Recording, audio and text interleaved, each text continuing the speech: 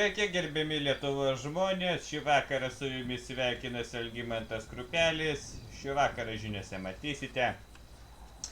Miestas kvepuojantis baudomis, mieste nerami nuotaika, gyventojų kantrybės taurė persipildė.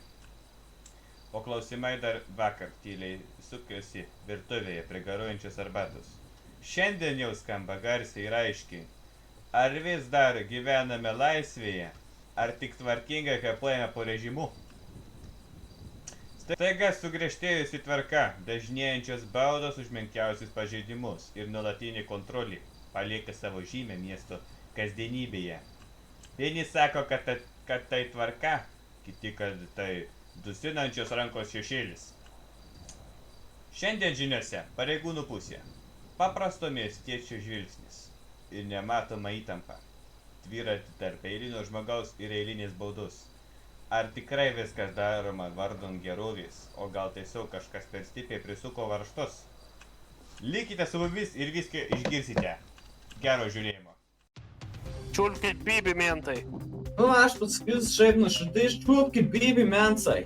Metrikacijos skyrių bibi nučiulpta. Taip, tai esu Vytautas Kalpokas. Šiandieną darome interviu su pareigūnais. Gerbiami pareigūnai, paskutiniu metu mieste juntamas griežtos baudų režimas. Ar kaip jūs tai vertinate? Ar tai prevencija ar represija? Taip, baudas griežtėja, taip.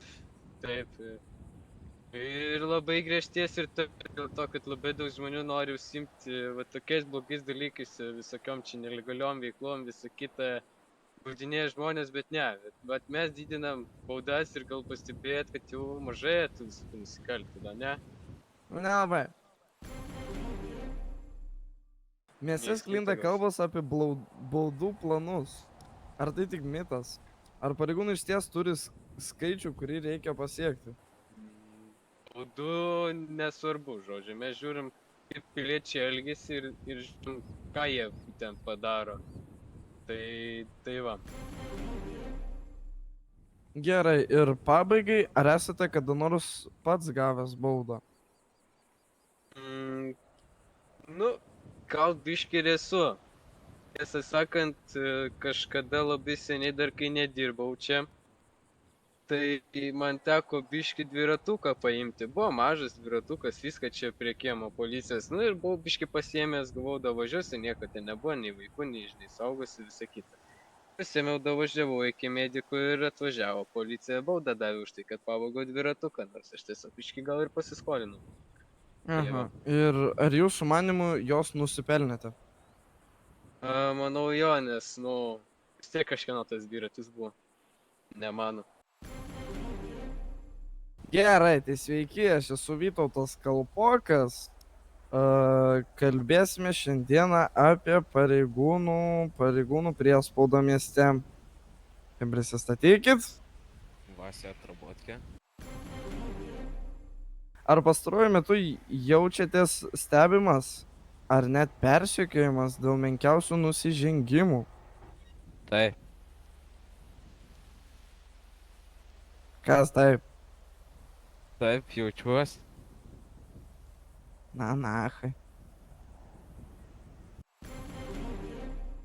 Kaip dažnai pastebite pareigūnus gatvėse? Ar tai sukelia saugumo jausmą ar stresą? Labai didelį stresą, labai jos dažnai sutiku. O kodėl jaučiate stresą? Nes baudų įpys. Aha, na taip. Ar manote, kad dabartinė tvarka padeda miestui tapti saugesniam? Ar tik slegia žmonės?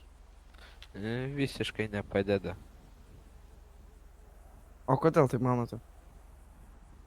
Hui znait. Ar jūsų nuomonė pareigūnai kartais piktnaudžiauja savo įsigaliojimais? Blet, jau. Kodėl tai manot?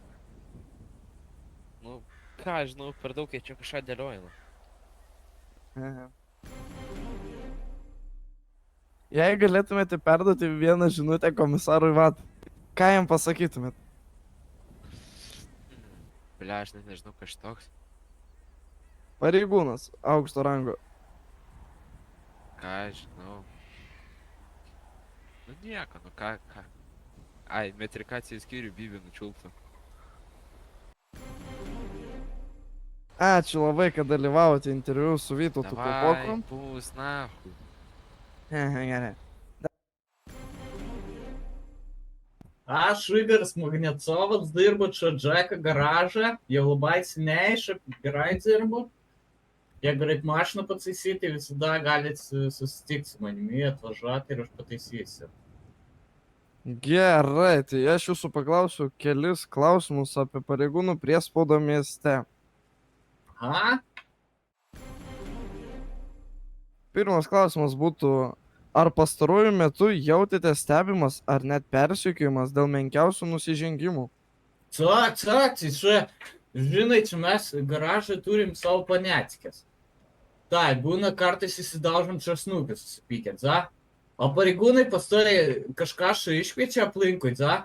Atvažiuoja pareigūnai pastoviai, čia mums sako, jūs muštase, tikrina kumščius ir dar rašo baudas, jeigu tik mes kažką čia būnam susimušę, biškai. Kažkuris būna su milinė po akim ir sako, iškart baudelė, aš jau nebesuprantu.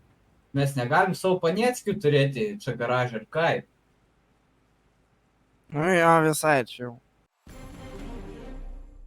Kaip manote, ar dabartinė tvarka padeda miestui tapti saugesniam, ar tik slegia eilinių žmonės? Aš maniau, tai slegia eilinių žmonės, nori žmonės uždirbti pinigą, kažkaip pasidaryti, o pareigūnai nori iš jų tik pasipelnyti ir čia yra tikrai blogas dalykas ir manau, reiktų čia kažką daryti. Ir jei galėtumėte perduoti vieną žinutę komisarui Vatui, ką jam pasakytumėt? Nu, aš pasakysiu šiaip nuoširdžiai, iščiupkit Bibi mensai. Ar esate girdėjęs apie žmonės, kurie buvo nubausti už absurdiškai smulkius dalykus? Nu tai čia aš tas žmogus, kur visada skundžiasi. Supratau, gerai. Ar pastebite, kad kartais žmonės tampa tylesni, atsargesni, bei bijo pasakyti ar padaryti per daug? Na, žmonės tai nežinau kaip, bet aš tai pamatęs policiją, aš iškart bėgu. Su tokiais įstatymais kitaip nebus. Jei galėtumėte perduoti vieną žinutę komisarui Vatai, ką jam pasakytumėt? Palaukit, galiu aš atsistoti? Taip, galit. Čiulkit Bibi mentai. Vo tak. Ačiū labai, kad žiūrėjot. Šiandieną su jumis buvo aš, Vytautas Kalpokas ir Ir aš pilietis Paletiškių. ir pilietis Paletiškių.